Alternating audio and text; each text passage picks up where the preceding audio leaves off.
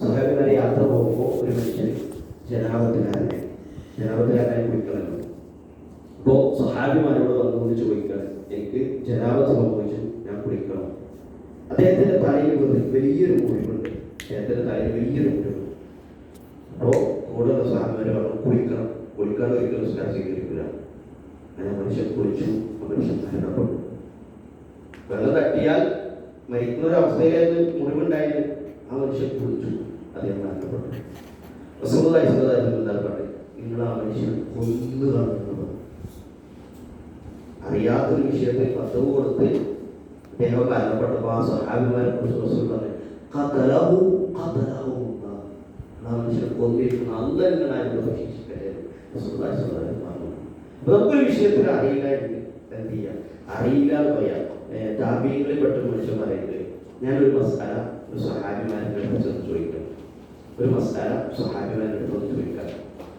അപ്പോൾ ഒരു സ്വഹാബിയോട് ഞാൻ ചോദിച്ചു. അപ്പോൾ ആ സ്വഹാബി പറഞ്ഞു, അടുത്ത സ്വഹാബിയിലേക്ക് ചോദിക്കാം. ആ സ്വഹാബി പറഞ്ഞു, അടുത്ത സ്വഹാബിയിലേക്ക് ചോദിക്കാം. എന്നിട്ട് അദ്ദേഹം പറഞ്ഞു, 120 സ്വഹാബിമാരെ ഞാൻ കണ്ടുമുട്ടി.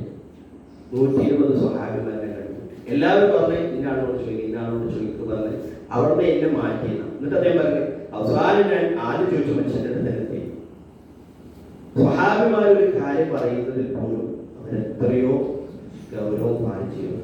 നമ്മൾ പലപ്പോഴും അറിയാത്ത വിഷയങ്ങൾ സംസാരിക്കും. ഞാൻ കഴിഞ്ഞ ആഴ്ച ഒരു കല്യാണ ദിവസത്തേക്ക് പോയപ്പോൾ അവിടെ സംസാരിക്കണം, ഒരു നിസ്കാരത്തിന് ശേഷം ദിക്റുകൾക്ക് പറ്റുന്നതിൽ ചർച്ച ചെയ്യുന്ന മനുഷ്യൻ പറയാം, നിസ്കാര ശേഷം ദിക്റില്ല, നിസ്കാരം തന്നെ ദിക്റാണ്. നിസ്കാര ശേഷം എന്തിനപ്പം ദിക്ർ? നമുക്ക് വേണമെങ്കിൽ പ്രാർത്ഥന പോകാം. യഥാർത്ഥത്തിൽ ആ മനുഷ്യന് അറിവില്ലാത്ത വിഷയമാണ് സംസാരിക്കുന്നത്.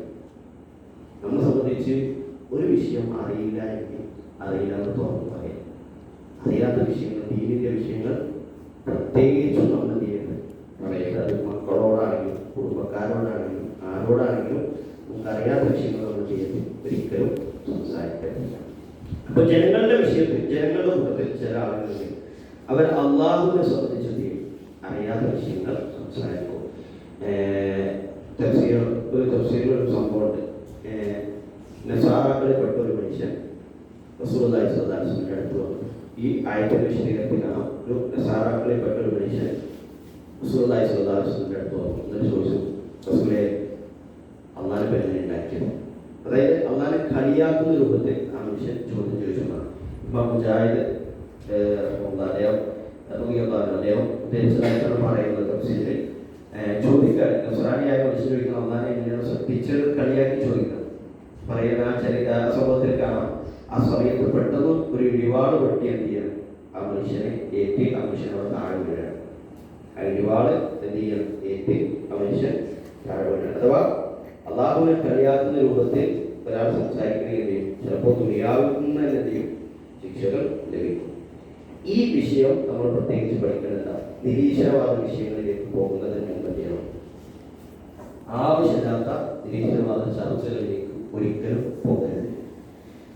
അത് നിശ്ചയത്തോടുകൂടി പറയണം. ഒരിക്കലും നിരീശ്വരവാദ ചർച്ചകൾ കേൾക്കുന്ന ആളുകളാണെങ്കിലും സംസാരങ്ങൾ നിരീക്ഷിക്കുന്ന ആളുകളാണെങ്കിലും ഇസ്ലാമിന്റെ അടിത്തറ അറിയാതെ ഒരിക്കലും അത്തരം സംസാരങ്ങൾ കേൾക്കുന്ന ഒരവസ്ഥ ഉണ്ടായത്.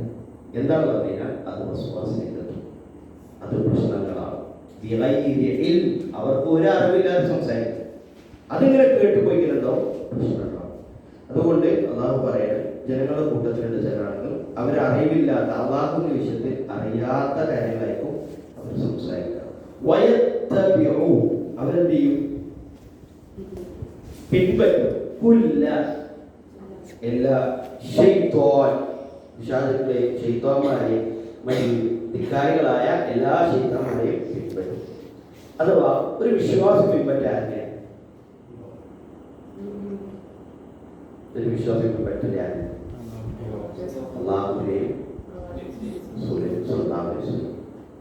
ഇതിൽ നിന്ന് ഒരാൾ മാറിയിട്ടുണ്ടെങ്കിൽ ഒന്ന് അയാളുടെ അയാളുടെ ദേഹേച്ഛകളെ പിൻപറ്റുന്ന ഒരു അവസ്ഥയിൽ ഉണ്ടാകും, ഇല്ലെങ്കിൽ ശൈത്താനിനെ പിൻപറ്റുന്ന ഒരു അവസ്ഥയിൽ ഉണ്ടാകും.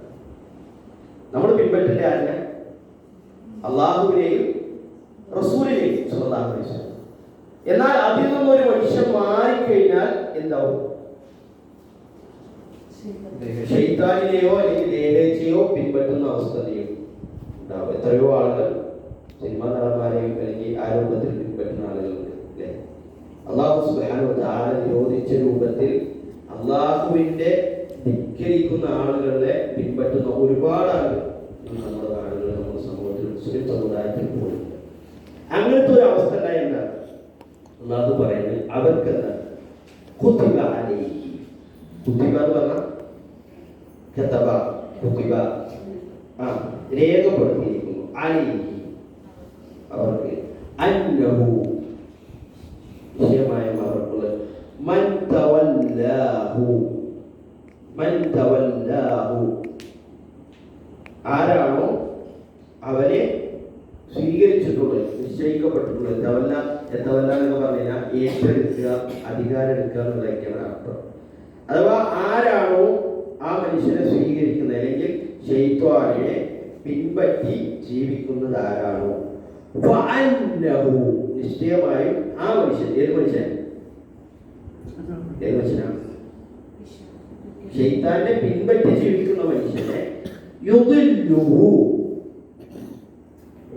ആ മനുഷ്യനെന്തെയും ശൈത്താൻ പഴപ്പിക്കും. വയഹ്ദീ,